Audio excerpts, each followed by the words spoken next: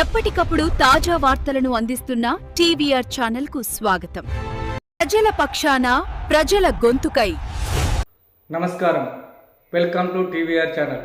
ప్రతి క్షణం నిరంతర వార్తా ప్రసారాల కోసం మీకోసం ఈ ఛానల్లోని కొత్త అప్డేట్ కోసం ఈ ఛానల్ వీక్షించండి. ఈరోజు వార్తల్లోని ముఖ్యాంశాలు. మీలో చాలా మందికి ఎస్ఎల్బిసి టనల్ విషయం, వర్క్ విషయం మీకు చాలా విషయాలు తెలుసు, కానీ నేను కొన్ని మెయిన్ ఇష్యూస్ మళ్ళీ హైలైట్ చేస్తాను. దీనికి పనులు 2005లో మొదలైనవి. ఒక 20 ఏళ్ల నుంచి ఈ పనులు కొనసాగుతున్నా అనేక ఆటంకాల వల్ల ఈ పనులు పూర్తి కాలేకపోయినాయి. ఇప్పుడు గౌరవ ముఖ్యమంత్రి రేవంత్ రెడ్డి గారి నాయకత్వంలో ఆర్ఎండ్బి మంత్రి గారు వెంకటరెడ్డి గారు, నేను, బాలునాయక్ గారు, వంశీ గారు అందరం దృఢ సంకల్పంతో 2 ఏళ్లలో ఎస్ఎల్బిసి టనల్ పనులు పూర్తి చేయాలనే ఒక పట్టుదలతో ముందుకు పోతున్నాము.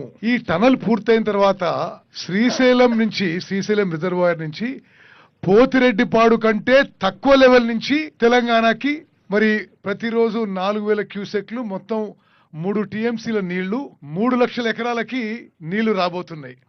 అంటే ఈ 3 టీఎంసీలు సరే ఫలానా ఇన్ని రోజులకి ఫ్లడ్ అని క్యాల్కులేషన్. అసలు ఈ సంవత్సరం లాంటి వరదలు వస్తే ఇంక దానికి అది చాలా ఎక్కువ నీళ్లు కూడా తీసుకొచ్చే అవకాశం ఉంటుంది. అదేవిధంగా ప్రస్తుతానికి ఆ నీళ్లని లిఫ్ట్ చేస్తూ ఏఎంఆర్పి ప్రాజెక్ట్ ద్వారా చేస్తున్నాం. దీనికి కరెంట్ ఖర్చులు ప్రతి సంవత్సరం ప్రభుత్వానికి 500 కోట్ల రూపాయలు అవుతున్నాయి. మరి ఇది తెలుసు మీకు, ఇది చాలా దురదృష్టకరమైన సంఘటన జరిగింది. 8 ప్రాణాలు కోల్పోయినాం.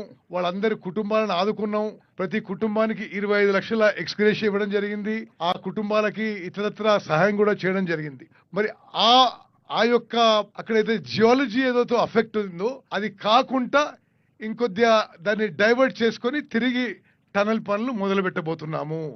మొదలు పెట్టడానికి ముందు ప్రపంచంలోనే అత్యాధునికమైన టెక్నాలజీతో హెలిబాన్ ఏరియల్ ఎలక్ట్రోమాగ్నెటిక్ సర్వే ద్వారా ముందు ఒకసారి మొత్తం 44 కిలోమీటర్లది 1-2 సార్లు సర్వే చేయబోతున్నాం. అంటే ఈ రోజు మొదలు పెట్టుకుని 3 రోజుల పాటు ఈ హెలికాప్టర్ సర్వే చేస్తారు.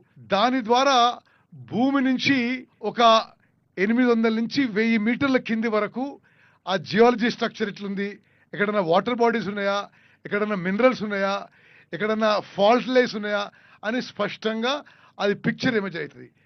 భారతదేశంలో ఏ ఇరిగేషన్ ప్రాజెక్ట్ కానీ ఒక నార్మల్ వర్క్ కానీ ఈ ఏరియల్ ఎలక్ట్రోమాగ్నెటిక్ సర్వే ఎప్పుడు ఉపయోగించలేదు. ఇది కెనేడియన్ ఎక్విప్మెంటు.